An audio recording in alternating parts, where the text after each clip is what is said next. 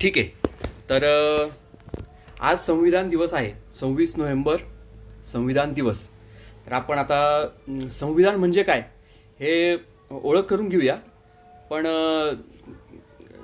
त्याची ओळख करण्यापूर्वी आपण आपल्या दैनंदिन जीवनामध्ये किंवा आपल्या शाळेमध्ये, आजूबाजूच्या गावांमध्ये काय चालतं किंवा कशी व्यवस्था असते ते थोडंसं आपण समजून घेण्याचा प्रयत्न करूया. म्हणजे तुम्ही सगळेजण शाळेत जाता की नाही? म्हणजे आता आज तुम्ही शाळेत आला असाल ना सगळेजण. तर हां, तर तुम्ही रोज शाळेत येता. मग तुम्ही शाळेत येता म्हणजे तुम्ही काय काय म्हणजे शाळेत येता, सकाळी प्रार्थना म्हणता, मग तुमच्या रोजच्या तासांना जाता, आहे की नाही? मग तुम्ही मग तुमच्या इथे सगळे शिक्षक असतात. शिक्षक आपापले विषय शिकवतात तुम्हाला. त्यानंतर आपले इथे शिपाई असतात. शिपाई आपल्याला रोज शाळा सुटल्यावर किंवा शाळा भरल्यावर घंटा वाजवतात. त्याच्यानंतर आपल्या इथे मुख्याध्यापिका असतात किंवा मुख्याध्यापक असतात. ते कसं सर्व व्यवस्था शाळेची पाहतात. तर ह्या सगळ्यांना मिळून एक व्यवस्था म्हणतात. आणि ही व्यवस्था एकसारखी असते. आता एकसारखी असते म्हणजे काय की बाबा शाळेची एक व्यवस्था आहे की शाळेमध्ये आता वेगवेगळे तुम्ही कार्यक्रम पण करता. म्हणजे शाळेचा एक क्रीडा महोत्सव असतो, स्पोर्ट्स डे, किंवा शाळेमध्ये आपण स्नेहसंमेलन करतो, बक्षीस वितरण समारंभ असतो स्पोर्ट्स डेचा 26 जानेवारीच्या दिवशी. मग आपण वेगवेगळ्या सहली करतो, आपण वेगवेगळे दिन साजरे करतो.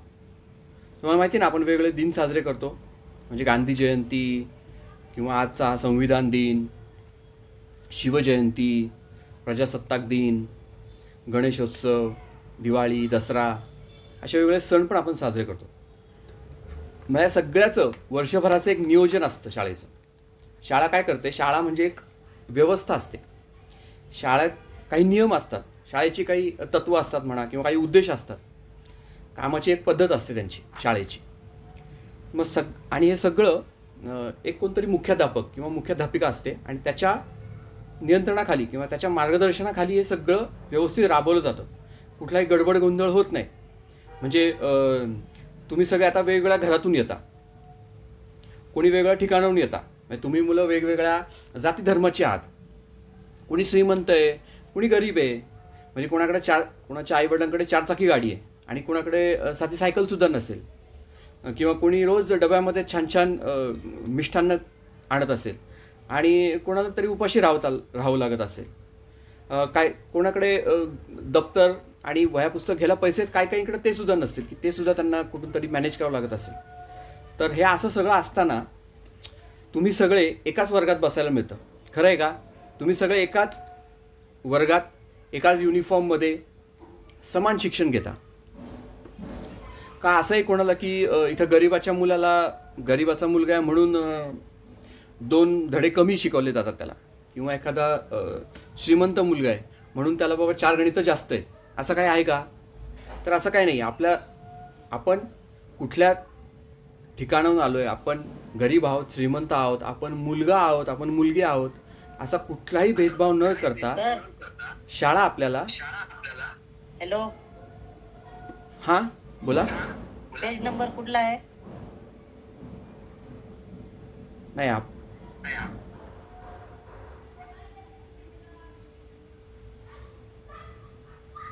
पेज नंबर नाही बाळा. आज आपण संविधानाचे दिवस म्हणून आपण गप्पा मारतोय. बर तुम्हाला मार्गदर्शन करते. बर, ठीक आहे. ओके, हां म्यूट कर तू, म्हणजे बाकीच्यांना पण कर. ठीक आहे. तर आपण आवाज डबल येते. तर आपण काय बघत होतो की एक शाळा आहे. शाळेमध्ये आपण सगळे एकच शिक्षण घेतो, समान शिक्षण घेतो. मग सगळ्यांना एकच विषय शिकवले जातात, सगळ्यांना एकच धडा असतो. परीक्षेला सगळ्यांना एकच प्रश्न येतात, युनिफॉर्म सेम असतो आणि मुलगा मुलगी हा सुद्धा आपण भेद करत नाही. तुम्हाला माहिती आहे का की जसं मुलांना शिक्षण मिळतं तसंच शिक्षण मुलींनाही मिळतं आपल्या शाळेमध्ये. म्हणजे अगदी मुली पण सेम परीक्षा देतात, खेळात भाग घेतात, गाणी म्हणतात, बक्षिसं मिळवतात. पण पूर्वीच्या काळी असं होतं का? म्हणजे तुम्हाला जर 200 वर्षापूर्वीचा काळ जर तुम्ही अभ्यासला तर तुम्हाला लक्षात येईल की त्यावेळेस मुलींना शिक्षण घेणं समाजाला मान्य नव्हतं. म्हणजे अगदी 200 वर्षापूर्वी, म्हणजे आज 2021 आहे, तर 1821 साली कोलकात्यामध्ये पहिली मुलींची शाळा निघाली. त्याच्यानंतर महात्मा ज्योतिराव फुले यांनी 1840 साली मुलींची पहिली शाळा पुण्यामध्ये भिडेवाड्यामध्ये काढली. तर त्यावेळेस खूप विरोध झाला मुलींचं शिक्षणाला. पण आज आपल्या इथे तसं आहे का? आज आपल्या शाळेमध्ये आपण बघतो किंवा आपण आपल्या बहिणी बघतो की आपण जसं शिक्षण घेतो तसंच आपली बहीण शिक्षण घेते. आज कितीतरी विद्यार्थ्यांचे पालक जे आहेत, त्यात आया जे आहेत त्यांच्या, त्या कुठेतरी डॉक्टर आहेत, कुठेतरी शिक्षिका आहेत, कुठेतरी काहीतरी जॉब करतायत. म्हणजे मुलींना शिक्षण घेणं, मुलींना व्यवसाय करणं किंवा नोकरी करणं हे आता समान आहे. म्हणजे मुलं आणि मुली असा भेदभाव अजिबात केला जात नाही. आपल्या शाळेतही केला जात नाही, आपल्या समाजातही केला जात नाही. तर पूर्वी तसं नव्हतं. पूर्वी जातीभेद किंवा असमानता होती समाजामध्ये. आता मुलींना आता मी तुम्हाला सांगितलं की जसं आपल्या इथे 1896 साली महर्षी कर्वे यांनी सुद्धा विधवा आणि ज्यांचे आईवडील नाहीत अशा अनाथ मुलींसाठी अनाथ बालकाश्रमसुद्धा सुरू केला. असं करत करत आता आपण जर बघितलं की शिक्षण हे मुलगा आणि मुलगी दोघांनाही समान दिलं जातं. म्हणजे शिक्षणाची काही उद्दिष्टं असतात, काही ठराविक गोष्टी असतात किंवा लक्ष असतात. ती व्यवस्था जर त्या समाजाने व्यवस्थित राबवली, त्या शाळेने व्यवस्थित राबवली तरच आपल्याला विद्यार्थी घडतात. म्हणजे जे देशाचे नागरिक आहेत किंवा जे देशाचे भावी आधारस्तंभ आहेत हे नीटपणे घडवले जातात. आता हे सगळं आपण आपल्या शाळेबद्दल पाहिलं. तसंच जशी शाळा चालते तसंच प्रत्येकाचं घर पण चालतं. आता म्हणजे काय की घराची सुद्धा एक व्यवस्था आहे. घराचे पण काही नियम असतात. घरालाही काही एक शिस्त असते. म्हणजे काय की बाबा घराचं कुठलं काम कोणी करायचं, बाबा स्वयंपाक कोणी करायचा किंवा भाजी कोणी आणायची किंवा पैशाचा व्यवहार कोणी सांभाळायचा, मुलांचा अभ्यास कोणी घ्यायचा. प्रत्येक घरातली कामं ही आपल्या कुटुंबातले सगळे सदस्य मिळून आपण काय ठरवतो आणि घर आपलं व्यवस्थित चालतं. आता जशी शाळा चालते, जसं घर चालतं, तसंच आपली गावही चालतं. म्हणजे गावातही एक ग्रामपंचायत असते, मोठ्या गावांमध्ये नगरपालिका असते आणि शहरांमध्ये महानगरपालिका असते. मग गावांमध्ये शहरांमध्ये काय असतं? बँका असतात, पतसंस्था असतात, दुधाच्या डेअऱ्या असतात, वाचनालय ग्रंथालय असतं, विविध प्रकारची दुकानं असतात, मंदिरं असतात, कुंभार, न्हावी, सोनार, कासार, लोहार असे वेगवेगळी लोकं असतात. मशिदी असतात, मंदिरं असतात, चर्च पण असतात. पूजा अर्चा चालते, प्रार्थना चालतात आणि हे सगळं एकत्रित चालतं आणि ते चालवण्यासाठी एक यंत्रणा असते. ती यंत्रणाला काही शिस्त असते, काही नियम असतात, काही अटी असतात, काही जबाबदाऱ्या पण असतात. आता जसं आपण आता रोज आपल्या अवतीभोवती पाहतो. आता आपण पुण्यामध्ये राहतो, म्हणजे पुण्यामध्ये सगळी महानगरपालिका आहे आपल्या शाळे जिथं आहे तिथे. तर ही महानगरपालिका आपल्याला रस्ते, शाळा, हॉस्पिटल, सांस्कृतिक कार्यक्रमांसाठी किंवा वाचनालयासाठी जागा, खेळायसाठी उद्यानं हे सगळं आपल्याला प्रोव्हाइड करून देते, जेणेकरून आपल्या सगळ्यांना एकत्र तिथे खेळता येईल. सार्वजनिक असल्यामुळे आपल्याला तिथं उद्यानामध्ये भेदभाव केला जात नाही की हा गरिबाचा मुलगा म्हणून या उद्यानात यायचं नाही किंवा हा श्रीमंताचा मुलगा म्हणून ह्याला सेपरेट खेळायला वेगळे तास, असं नाही. उद्यानाची वेळेत सगळेजण तिथे, मुलगा मुलगी असो, गरीब असो, श्रीमंत असो, कुठल्याही जाती धर्माचा असो, कुठलाही असो तो, त्याला तिथे आपल्याला खेळायला परवानगी आहे. म्हणजे व्यवस्था जी आहे ती एकसारखी व्यवस्था आहे. प्रत्येकाला तिथे त्या सोयींचा उपभोग घेण्याचं स्वातंत्र्य आहे. आता तुम्हाला सगळ्यांना माहिती आहे शिवाजी महाराजांचा काळ. मग शिवाजी महाराजांच्या काळात सुद्धा मी म्यूट करतो. शिवाजी महाराजांच्या काळात सुद्धा असं शिवाजी महाराजांच्या काळात सुद्धा अशी व्यवस्था होती ना? होती की नव्हती? म्हणजे शिवाजी महाराजांच्या काळात सुद्धा अष्टप्रधान मंडळ होतं. म्हणजे 8 वेगवेगळे मंत्री होते, जे वेगळे एक सैन्याची जबाबदारी घ्यायचं, एक राज्याचा व्यवहार कसा चालवतोय, एक न्यायव्यवस्था कशी चालतीये, असे वेगवेगळ्या गटांमध्ये वेगवेगळी लोक शिवाजी महाराजांच्या काळात सुद्धा व्यवस्था चालवायची. जशी आपली शाळा चालते, जसं आपलं घर चालतं, जसं आपलं गाव चालतं, तसं शिवाजी महाराजांच्या काळात शिवाजी महाराजांचं राज्य चालायचं.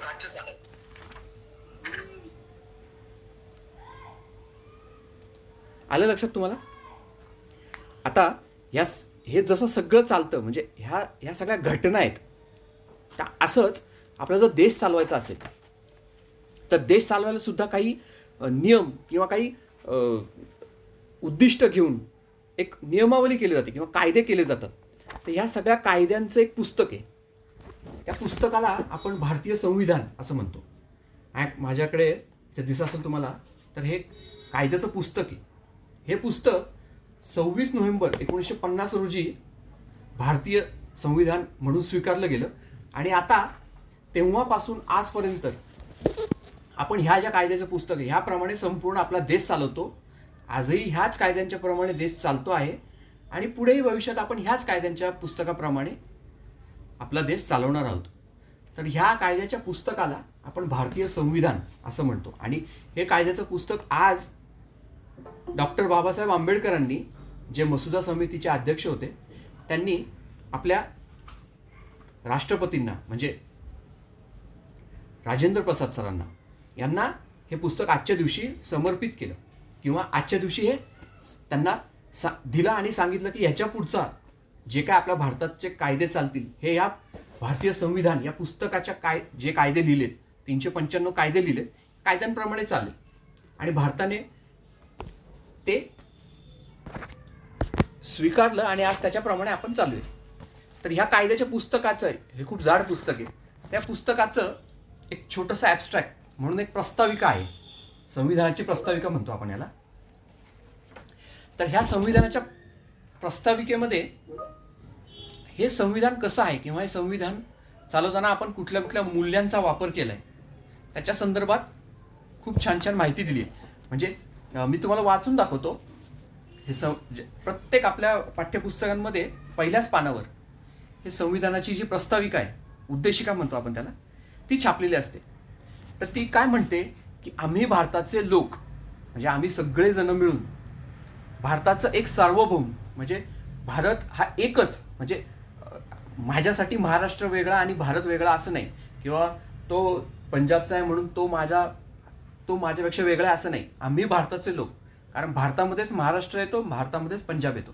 म्हणजे आम्ही सगळे सार्वभौम, समाजवादी, धर्मनिरपेक्ष, म्हणजे कुठल्याही धर्माचा द्वेष किंवा मत्सर न करता आम्ही सगळे गुण्यागोविंदाने लोकशाही गणराज्य घडवण्यासाठी व त्याच्या सर्व नागरिकास म्हणजे आपल्या सगळ्यांना सामाजिक, आर्थिक आणि राजकीय न्याय म्हणजे न्यायव्यवस्था सगळ्यांना समान, जी म्हणजे जर एखादा गुन्हा केलाय तर तो गुन्हा कोणी केलाय हे लक्षात न घेता प्रत्येक गुन्ह्याला समान शिक्षा, ह्या उद्देशाने विचार, अभिव्यक्ती, विश्वास, श्रद्धा आणि उपासनेचं स्वातंत्र्य, म्हणजे आपल्याला अभिव्यक्ती स्वातंत्र्य आहे, आपल्याला कुठल्या धर्मावर विश्वास ठेवायचा, कुठल्या धर्मावर श्रद्धा ठेवायची, कुठली उपासना करायची, याचं आपल्याला संपूर्ण स्वातंत्र्य दिलेलं आहे. दर्जाची व संधीची समानता, म्हणजे प्रत्येकाला भारतामध्ये कुठेही जाऊन त्याला त्याचा जॉब करण्याचा किंवा त्याला त्याचा व्यवसाय करण्याचा अधिकार आहे. दर्जाची व संधीची समानता निश्चितपणे प्राप्त करून देण्याचा आणि त्या सर्वांमध्ये व्यक्तीची प्रतिष्ठा आणि राष्ट्राची एकता आणि एकात्मता, म्हणजे आपण जे काही करू त्यामध्ये राष्ट्राची एकता आणि एकात्मता आपल्याला टिकून ठेवता आली पाहिजे, याचे आश्वासन देणारी बंधुता, म्हणजे आपण प्रत्येक भारतीयाशी बंधुभावाने किंवा तो गरीब आहे किंवा तो श्रीमंत आहे असं मनात तिढी न धरता बंधुभाव या उद्देशाने प्रवर्धित करण्याचा संकल्पपूर्ण निर्धार करून आपल्या संविधानामध्ये आज 26 नोव्हेंबर 1949 रोजी याद्वारे हे संविधान अंगीकृत आणि अधिनियमित करून स्वतः प्रत अर्पण करत आहोत. म्हणजे हे संविधान आपण आपल्याला स्वतःला अर्पण करत आहोत. या आपण अशी शपथ घेतोय हे संविधानाची प्रस्ताविका किंवा उद्देशिका वाचताना की या सर्व मूल्यांचा मी माझ्या रोजच्या जीवनामध्ये, रोजच्या जगण्यामध्ये, मग मी शाळेमध्ये असो, मी घरामध्ये असो, मी कुठे सार्वजनिक ठिकाणी असो, तर ह्या सगळ्यांचा मूल्यांचा लक्षात ठेवून मी तसं भारतीय नागरिक म्हणून वागण्याचा प्रयत्न करेल. तर आता तुम्ही अजून 18 वर्ष पूर्ण नाही झाले. 18 वर्ष पूर्ण झाले की तुम्हाला भारतीय संविधान एक अधिकार देतं, ते म्हणजे लोकशाहीचं, की तुम्हाला एक मत देण्याचा अधिकार मिळतो, की तुम्ही तुमचा राजा किंवा तुम्ही तुमचा लोकप्रतिनिधी आपल्या मताच्या पेटीमधून निवडून देऊ शकता. तर आत्ता सध्या या घडीला तुम्ही जे शाळेमध्ये शिकताय त्यामध्ये एकच लक्षात ठेवा की एक व्यवस्था असते प्रत्येक गोष्टीसाठी. जशी शाळेमध्ये एक व्यवस्था असते, आपल्या घरामध्ये एक व्यवस्था असते, आपल्या गावामध्ये ग्रामपंचायतमध्ये एक व्यवस्था असते, तशी हा संपूर्ण देश जर चालवायचा असेल तर एक व्यवस्था आहे. त्यासाठी काही नियम केलेले आहेत, काही न्यायव्यवस्था आहे. तर ह्या सगळ्यांना मिळून जे पुस्तक तयार केले त्या पुस्तकाचं नाव आहे भारतीय संविधान. आणि ते पुस्तक आज आपण स्वीकारलं म्हणून आज संविधान दिन म्हणून आपण तो साजरा करतो. आणि हे पुस्तक आज जरी स्वीकारलं म्हणजे या तारखेला 26 नोव्हेंबरला, पण 26 जानेवारी रोजी हे अंमलात आणलं आलं. तर 26 जानेवारी हा दिवस का निवडण्यात आला, तर 1930 साली काँग्रेसने पूर्ण स्वराज्य म्हणून घोषणा केली होती 26 जानेवारी रोजी. 26 जानेवारी 1930 रोजी पूर्ण स्वराज्य, या संपूर्ण स्वराज्य म्हणून जी घोषणा केली होती त्या घोषणेचं कुठेतरी लक्षात राहावं किंवा त्याचं एक प्रतीक म्हणून आपण सगळ्यांनी मिळून त्यावेळेस असं निश्चित केलं की 26 जानेवारी हाच दिवस आपण प्रजासत्ताक दिन म्हणून साजरा करू. आणि हे संविधान जे 26 नोव्हेंबर रोजी अंमलात आणलं ते 2 महिन्याने आपण अंगीकारू आणि त्याप्रमाणे वागण्याचा 100% प्रयत्न करू. तर आजच्या या सत्रामध्ये आपण एवढंच लक्षात ठेवूया की एखादी शाळा, घर किंवा एखादी गाव किंवा एखादं शहर चालवण्यासाठी जी व्यवस्था असते अगदी तशीच व्यवस्था, तीच उद्दिष्ट, तीच मूल्य धरून एक देश पण चालतो. आणि त्या देश ज्या चालवण्यासाठी जे नियम आणि हे तयार केले त्याला भारतीय संविधान म्हणतात. आणि आजचा दिवस हे भारतीय संविधान कंप्लीट केलं म्हणून त्याची एक आठवण म्हणून संविधान दिवस म्हणून आपण साजरा करायचा. तर त्या दिवशी आपण काय करायचं, त्या दिवशी आपण आपल्या पाठ्यपुस्तकामध्ये जे उद्देशिका दिलेली आहे ती उद्देशिका नीट वाचायची. त्यामध्ये काही आपल्याला काही शब्दांचे अर्थ माहीत नसतील तर आपल्या शिक्षकांना विचारा, आपल्या आईवडिलांना विचारा, मुख्याध्यापकांना विचारा आणि तसं वागण्याचा प्रयत्न करा. म्हणजे हळूहळू तुम्ही जसे 18 वर्षाचे व्हाल तेव्हा जेव्हा तुम्हाला जो संविधान अधिकार देईल की मत तुम्ही देऊ शकता एक तुमच्या लोकप्रतिनिधीला, तेव्हा तुम्हाला लक्षात येईल की आपण ज्याला मत देणार आहोत तो ह्या नियमांचं पालन करतोय का, किंवा ह्या नियम पालन अंमलात आणण्यासाठी काही उपाययोजना करतोय का. आणि त्याप्रमाणे मग तुम्ही भारताचे जेव्हा नागरिक म्हणून घडाल तेव्हा तुमच्यावर ही जबाबदारी जेव्हा येईल तेव्हा तुम्ही तुमचं मत योग्य त्या व्यक्तीला द्याल. तर मला स्मिता पाटील शाळेने जी संधी दिली त्याबद्दल मी त्यांचे शतशः आभारी आहे. आणि तुम्हा सगळ्यांना पुन्हा एकदा संविधान दिनाच्या खूप खूप शुभेच्छा. धन्यवाद. तुम्हाला पण सर. धन्यवाद.